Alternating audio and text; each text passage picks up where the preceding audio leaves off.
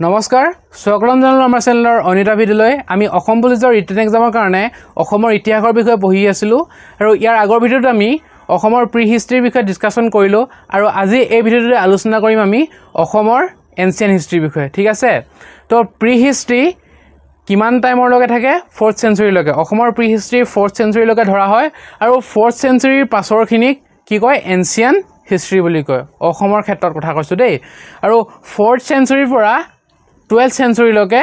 ancient history ধৰা হয় আৰু যেতিয়া 12th সেঞ্চুৰী আৰম্ভ হয় যেতিয়া আহোমসকল আহে তেতিয়া হেতু মিডিয়েবল হিষ্ট্ৰী হিচাপত ধৰে ঠিক আছে তো আমি আজি স্পেসিফিকলি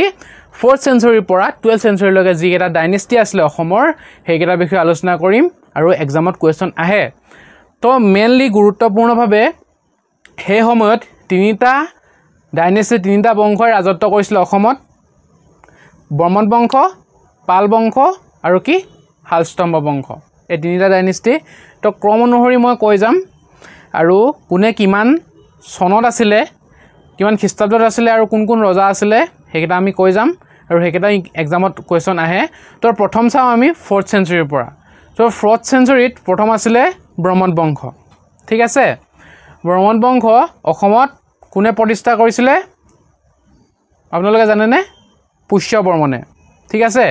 ব্ৰহ্মণ বংশ পুষ্য বৰ্মনে প্ৰতিষ্ঠা কৰিছিল অসমত 4th সেঞ্চুৰীত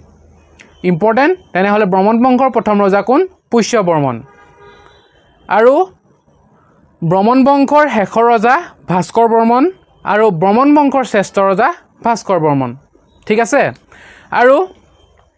ভাস্কৰ বৰ্মনক কুমাৰ ৰজা বুলিও জনা যায় কাৰণ ভাস্কৰ বৰ্মনে বিয়া কৰোৱা নাছিল আৰু ভাস্কৰ বৰ্মনৰ সমসাময়িক চেন্ট্ৰেলত কোন আছিল হৰ্ষবৰ্ধন আছিল ঠিক আছে আৰু ভাস্কৰ বৰ্মনৰ কালছোৱাতেই অসমত হিউৱেনচাং অসমলৈ আহিছিল ঠিক আছে ব্ৰহ্মণ বংশ ইমানেই নেক্সট আমি ব্ৰহ্মণ বংশ 4th সেঞ্চুৰীৰ পৰা 7th সেঞ্চুৰীলৈকে থাকে 7th সেঞ্চুৰীত কি ষ্টাৰ্ট হ'ব মলেছা বংশ এতিয়া মলেছা বংশ কোনে প্ৰতিষ্ঠা কৰিছিল মলেছা বংশ প্ৰতিষ্ঠা কৰিছিল হালস্তম্ভই সেই কাৰণে মলেছা বংশৰ আনন্দা নাম হালস্তম্ভ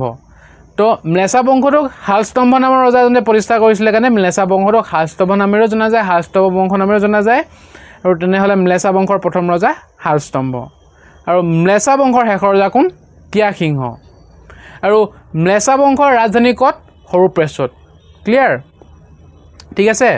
আৰু এই মলেছা বংশৰ দিনতেই প্ৰথমতে কামৰূপৰ যিটো গুৱাহাটীৰ কামাখ্যা মন্দিৰ কামৰূপৰ হেতু নিৰ্মাণ কৰিছিল মলেছা বংশৰ দিনতেই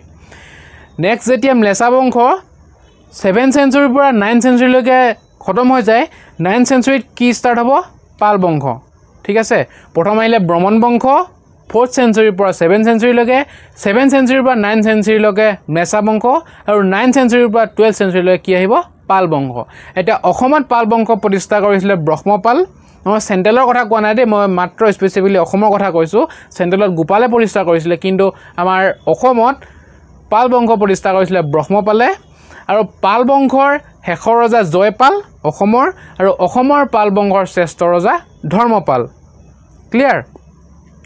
আৰু অসমত পাল বংশৰ ৰাজধানী আছিল দুৰ্জয়াত আছিল অসমৰ পাল বংশৰ ৰাজধানী তো